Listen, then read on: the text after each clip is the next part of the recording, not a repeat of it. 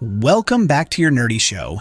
I'm your host, Spoiler Master. Today, we're taking a deep dive into the haunting, tragic, and visually stunning world of Bram Stoker's Dracula from 1992, directed by Francis Ford Coppola. This film is more than just another vampire movie. It's a gothic masterpiece that blends love, obsession, and the supernatural, all tied together with one central theme: the eternal struggle of a man cursed by his own grief and rage. Let's go through the entire movie from start to finish, and then we'll unravel its complex ending and what it means for the characters. Stick with me, there's more to this film than what meets the eye. The tragic origin of Dracula. The story begins in the year 1462, when a powerful warrior named Vlad Dracula returns victorious from a campaign against the Ottoman Empire. His return, however, is not the joyous homecoming he expected. Upon arriving, he learns that his beloved wife, Elisabeta, has tragically taken her own life.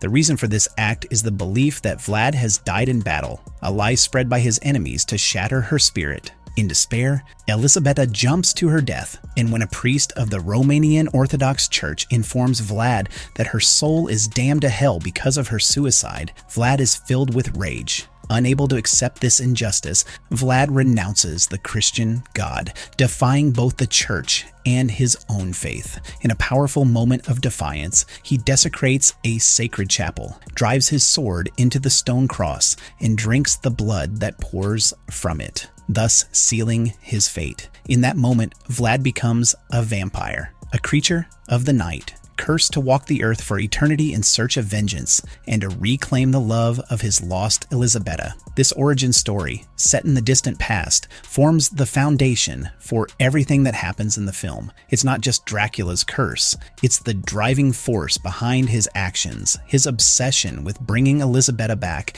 and his path of destruction that will affect generations to come. The 1897 World of Dracula. Fast forward to 1897, where the film introduces us to Jonathan Harker, a solicitor from London. Jonathan is tasked with traveling to Transylvania to assist Count Dracula with a real estate transaction in London. Dracula, who is now a centuries-old vampire, appears as a dignified, aristocratic figure, but his intentions are far from pure. Jonathan's journey to Dracula's castle in the remote mountains of Transylvania sets the stage for the unfolding horror. Upon arrival, Jonathan is greeted by the Count and invited into the mysterious castle, which is both grand and eerie. It's here that Dracula discovers a portrait of Jonathan's fiancée, Mina Murray, and believes that she is the reincarnation of his lost wife, Elisabeta. The resemblance between the two women is undeniable, and Dracula becomes fixated on Mina, seeing her as his last hope to reunite with his long-dead love. While Dracula leaves Jonathan to be trapped in the castle, he sails to England, bringing with him Transylvanian soil and a sense of urgency. The Count intends to use the soil as a source of power, creating a sanctuary that will allow him to rejuvenate himself. It's a significant part of his plan to find and seduce Mina, whom he believes is his salvation. Lucy's transformation and Dracula's influence. In London, Mina is staying with her best friend, Lucy Westenra, who becomes the first victim of Dracula's seductive and sinister power. Dracula uses his supernatural abilities to hypnotically charm and bite Lucy, causing her health to rapidly deteriorate. Her condition worsens with each passing day, and her behavior becomes increasingly erratic. Concerned for her friend, Mina, along with Lucy's fiancé Arthur Holmwood and her other suitors, Quincy Morris and Dr. John Seward, seek out the help of the renowned professor, Abraham Van Helsing. Van Helsing quickly recognizes that Lucy is the victim of a vampire, but his efforts to save her come too late. Dracula's power over Lucy is too strong, and she is transformed into one of the undead. With her transformation complete, Lucy becomes a dangerous creature, preying on the living, and the group of men must come together to stop her. Their mission culminates in a harrowing sequence where Lucy is killed by Van Helsing and her suitors, who destroy her vampire form. The growing connection between Mina and Dracula. While Lucy's fate is sealed, Mina is unaware of Dracula's sinister intentions, though she feels an undeniable connection to him. After returning to London with Jonathan, who has escaped from Dracula's castle and recovered at a convent, Mina begins to encounter Dracula more frequently. He charms her with his presence and takes her on several outings, further drawing her into his world. Dracula's desire for Mina grows stronger, and he openly admits that he has been terrorizing her friends and family. Although initially shocked and furious, Mina feels sympathy for Dracula, seeing in him a tragic figure cursed by his past and searching for redemption. It is this sympathy that opens the door for Dracula's influence to take hold. Mina, despite being engaged to Jonathan, begins to develop a complex, emotional bond with Dracula. This connection reaches a breaking point when Dracula,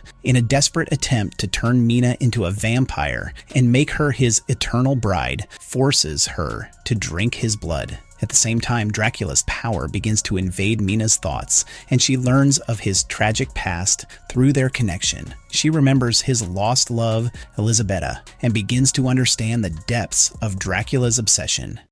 The hunt for Dracula. The battle between the forces of good and evil intensifies as Dracula's true intentions come to light. The hunters, Jonathan, Van Helsing, Arthur, and Quincy, track down Dracula to Carfax Abbey, where they aim to destroy his boxes of Transylvanian soil, the source of his power. But the Count is not easily defeated. He has become more determined than ever to claim Mina as his own, and as the hunters confront him, he kills Renfield, who had warned Mina about Dracula's presence in the asylum. Dracula's manipulation of Mina reaches its peak when she becomes conflicted between her loyalty to her husband, Jonathan, and her growing attraction to Dracula. Dracula's visit to Mina, in which he confesses to his crimes, is a turning point. He acknowledges that his obsession with her has led him down a dark path, but he still believes that they are destined to be together.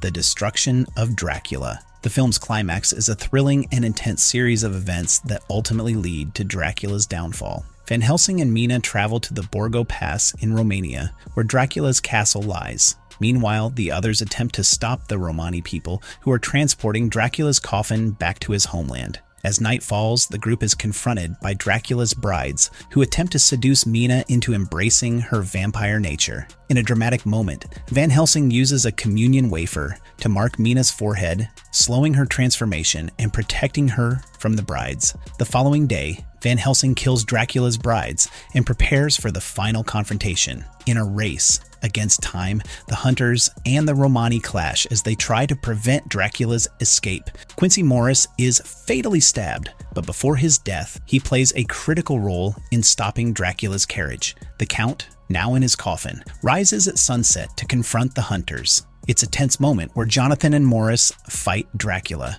and in the end, it is Jonathan who delivers the fatal blow, slitting Dracula's throat with a kukri knife. Morris then drives a stake through Dracula's heart, ending the vampire's reign of terror. The final moments. Dracula's redemption. In the chapel where he renounced God centuries ago, Dracula lies dying. Mina, torn between her love for Jonathan and her bond with Dracula, comes to him in his final moments. Their tragic connection reaches its peak as Dracula reverts to his younger, human form. He pleads for peace, asking Mina to end his suffering. Mina, now free of the curse, thrusts a knife through Dracula's heart, killing him once and for all. As he dies, the mark on her forehead disappears, and she is freed from his influence. In the final act of mercy, she decapitates him, ending the curse that has tormented both of their souls for centuries. As Dracula's body crumbles into dust, Mina gazes up at a fresco depicting Vlad and Elisabeta ascending to heaven together, reunited in death. It is a powerful and bittersweet ending,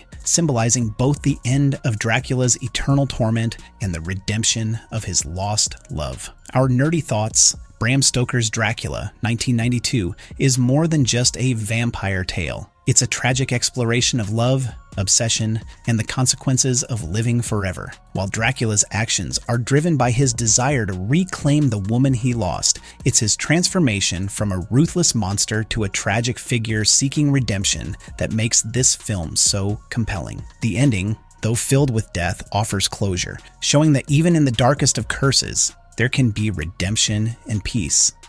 Thanks for watching this deep dive into Bram Stoker's Dracula. If you enjoyed this video, Don't forget to like, comment, and subscribe for more movie breakdowns and analyses. And let us know your thoughts on the film. Is Dracula truly redeemed, or is his fate inevitable? We'd love to hear from you.